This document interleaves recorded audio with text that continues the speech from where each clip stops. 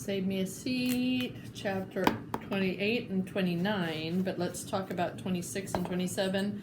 Remember, 26 is Joe, and he wakes up, and the light is coming in, and he sees the clock, and it's 10:45 already. Ah! And he runs downstairs, and his dad is there. And then remember, they talk about Dylan, what his mom saw Dylan do, and, bullying him, and then the dad says he's going to call the principal right now, and then he says, I hate it that you just tell me to, be a man and fight back and all that stuff, but here's what I don't like. And then he just says all kinds of things he doesn't like, and that's how I feel. And then he just threw away the eggs and stormed off. So, and then Ravi, remember the grandma found that note in his backpack about with the big potato feet and I'm with stupid and all that, and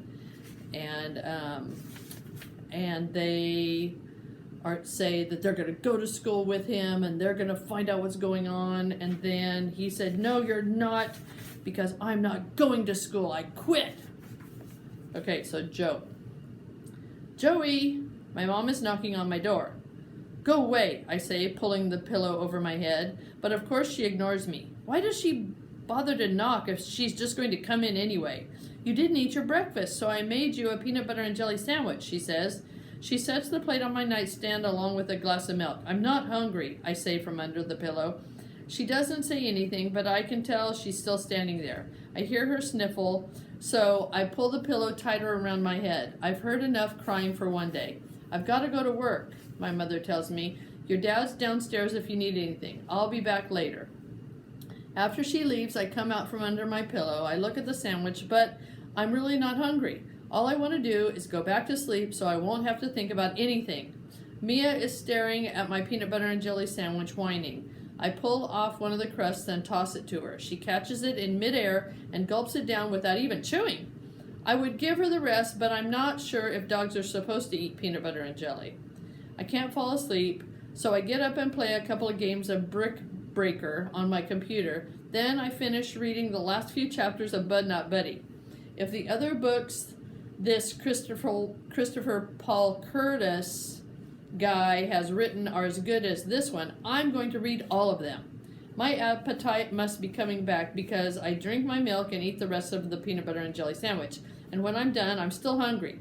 Thursday is macaroni and cheese at Einstein. That's the only part of school I'm sorry to miss today. A little mac and cheese would really hit the spot about right now. My mom usually keeps a couple of boxes of the instant kind in the pantry, but if I go downstairs, I might have to hear round 2 of my dad's stand on your own 2 feet lecture. Instead, I decide to do a page of math problems so I won't fall behind. Right when I think I'm in good shape, I suddenly remember the personal collection assignment Mrs. Beam gave us. It's due tomorrow. Crud! Mrs. Beam had reminded us about it yesterday, and this time I'd managed to write it down, which is lucky because it turns out that it isn't a personal collection she wants, it's a personal reflection. We're supposed to pick some object that represents who we think we are, and then write something on an index card about why we chose the object. This is exactly the kind of touchy-feely stuff I can't stand. What I'm supposed to do, bring a pair of my earplugs, and what am I supposed to do? Bring a pair of my earplugs and write, I have APD on the card? I hear a sound out in the hall, and when I turn around, I see a white envelope slide under my door. It has my name written on the front in capital letters, Joe. I'm not sure I even want to open it, but my curiosity wins out. Dear Joe, I'm not the best with words, but that doesn't mean I don't know how to say I'm sorry when I'm wrong. You said that boy Dylan never lets you forget who you are, but it's not his job to remind you. It's mine. You are smart and funny and the best son a father could ever have. There is more to you than meets the eye. Joseph James Sylvester, and don't you forget that. Love, Dad. P.S. Interleague Phillies Sox series this weekend. Want to watch with me? I read it 3 times. It's the first letter my father has ever written to me, and it takes a while for the words to sink in. Mr. Barnes had a bunch of quotes on the wall in his classroom. One of them was, "Writing can change the world."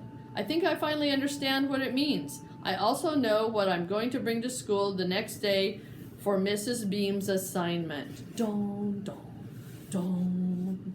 Okay, Ravi. I'm sitting in the living room in my pajamas, drinking a cup of Ovaltine. Quitting is not an option, my father tells me. Your father is right, says Parima. Look how hard he is working in America, Ravi.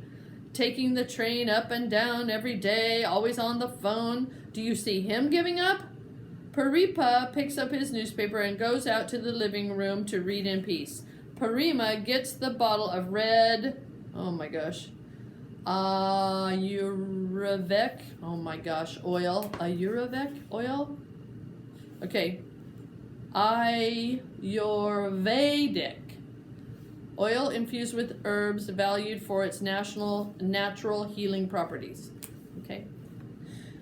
Ayurvedic oil from the medicine cabinet, and Amma rubs some on my shoulder to relieve the pain. Put this on, she says, handing me the red sweater and matching monkey cap that my other grandmother knitted for me as a parting gift. You need to cover up if you're coming down with a cold. Get back into bed and rest. When you wake up, I'll make you some rasam and rice. Rasam, spicy lentil soup. I repeat, says Appa, as he straightens the knot in his necktie, quitting is not an option. My life is a mess. Sleep is the only escape I can think of, so I do as my mother has told me. I put on the sweater and the tight monkey cap, which covers not only my head but most of my face, and go back to my room. I wake up at 1:30 in the afternoon, dripping with sweat.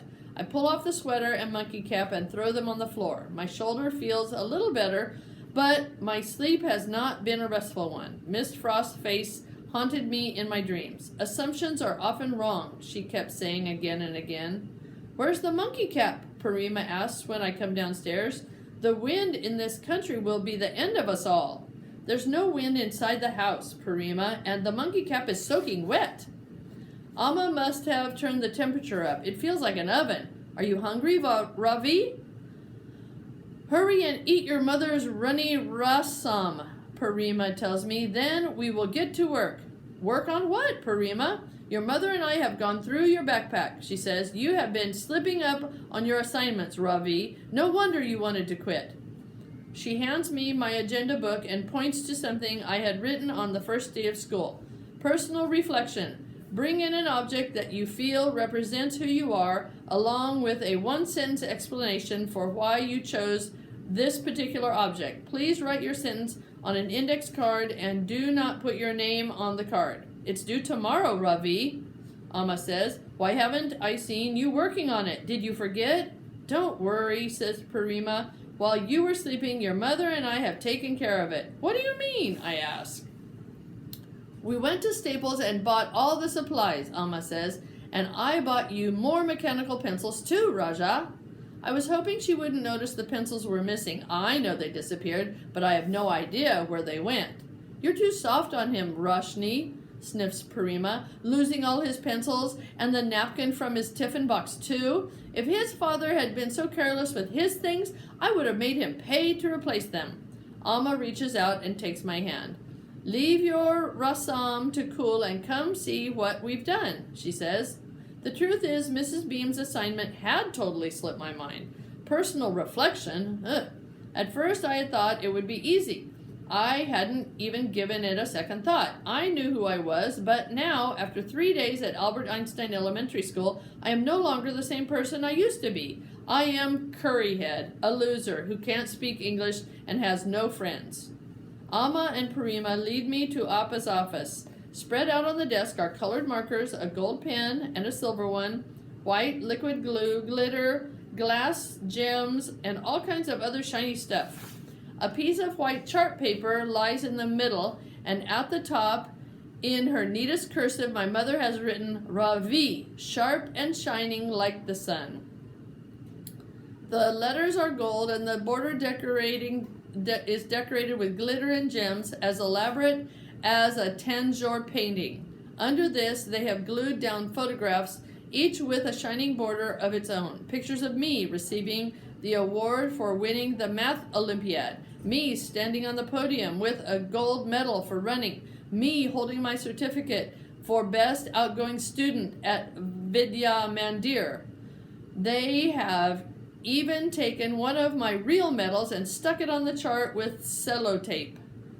I should feel on top of the world seeing all of these reminders of my success, but instead my stomach is churning so badly I think I'm going to be sick. Do you like it, Raja? My grandmother asks, her eyes twinkling with pride. I'm sorry, Parima, I say as my tears begin to flow. I can't take this to school. You were right. All of Paripa's hard work at the tea plantation was for nothing. I am a complete failure in America.